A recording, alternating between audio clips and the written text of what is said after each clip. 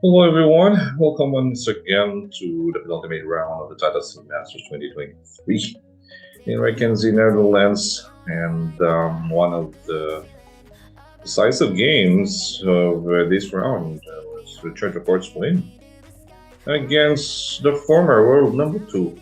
And now, after losing to Rapport, he becomes world number three, Ding Liren. Now there's a switch. Number two now is Ian Nepomniachtchi. Ding goes to three, and both of these players are actually going to play the World Championship, the World Classical Chess Championship in Kazakhstan this coming April. All right, let's check out Rapport's game. Rapport has been winning lately. He has won 3 out of the last 5 games. Okay, so started e4. Ding went for c5. Sicilian expect a battle. Knight of 3 d6 d4 takes. Rapport went for the Chekhov variation instead of knight takes. He went for king takes. Okay, here Ding went for knight f6. If let's say knight c6, I had this game against Matlakov about 4 years ago in Sharjah Masters. I won this as white takes c4, king d3, knight is okay, castle side. Knight e2 takes. He sacrificed a pawn. All right, knight e4, king b3, and rook e3, and this one he missed. Yeah, because if he takes, now I have queen b4 to the rook, and that was the bishop. All right, that was 4 years back. Okay, Ding went for knight f6 here. So Rapport's played knight c3, knight c6, bishop into b5, typical. And takes, and bishop d5. e6 castles queen side, bishop into e7, queen to d3. Okay, the main point of queen d3 is to put the knight on d4. So Rapport went for queen a5. So you cannot play knight d4 here because of queen takes g5. So again, if you castle, for example, here black castles straight, then I will play knight d4, still h4, king b1, takes, knight e2, f3, b3, and knight d4. That will be the continuation. Okay, Ding went for queen a5, Rapport played h4, of course, h6, bishop d2 back. Now he threatens king b1 and knight d5. Let's cover the attack to the queen on a5.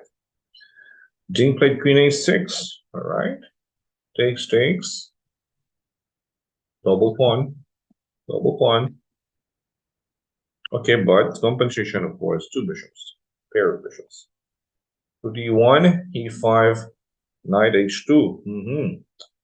The what is this? The Prague type of plans. Okay, it's of course repositioning the knight from f3 to f1, g3, or e3. But you have to play f3 first if you want to go knight e3 to control both this squares d5 and f5. Knight e7 back, knight f1, f5, okay, f3, control of the middle, yeah, backward pawn. Takes, knight g3, f5 square.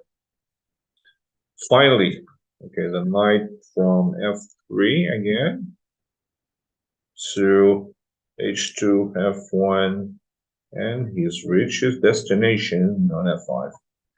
Rook f7, you have to protect g7, h5, nail to the pawn on g6, of course. Bishop into f8, knight g3 back. Okay, the point of the knight g3 is to protect that pawn, so you can use this rook. Maybe f1. Hussein knight e1. Bishop a5, rook d7, rook h4. Takes. Bishop takes d5. All right, here, if rook takes d5, for example, just bishop c3. It's problematic for black. And now if you protect, for example, bishop to d6, then just knight e3.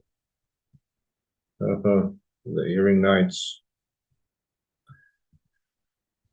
Rook takes e5. Ding sacrifice the peony. King f7, bishop into b4, nice move. Richard Rapport. Force to prevent bishop d6, skewer on the knight, yeah. Bishop takes g2, change on f8, change f8, knight e3, the two knights. Bishop b7 back, b3. Pawn. Woohoo! The c pawn, pass pawn. Nice pawn. Clamping down on these two pawns, g and h. Rook e8, takes, c4, force. King c2, bring the king, it's endgame. g5 force, rook h2. Target will be this pawn. Rook e2, rook e1, after knight h5.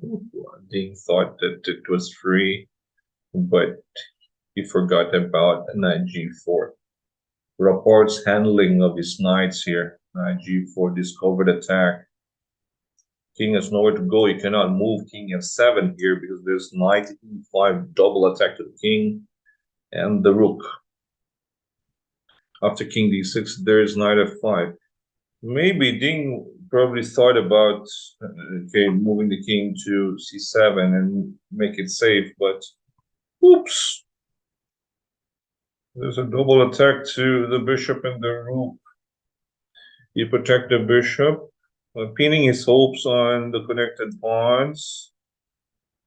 Yeah, but after takes, and king d2, Ding had enough. The knight will capture the pawn anytime. The rook can go e7. Okay, if you push your pawn to g6, for example, I'll just go rook g1. Okay, let's try pushing once more, and then knight h4. I will take this bishop or your pawn. And it's winning for white here.